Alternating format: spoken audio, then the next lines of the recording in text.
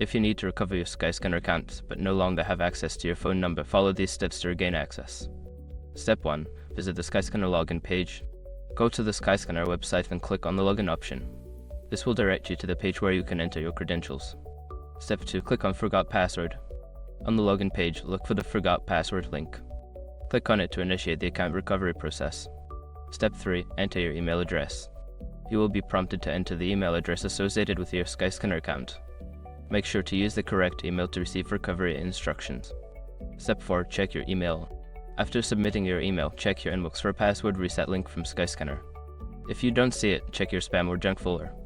Step 5. Follow the instructions. Click the link in the email and follow the instructions to reset your password.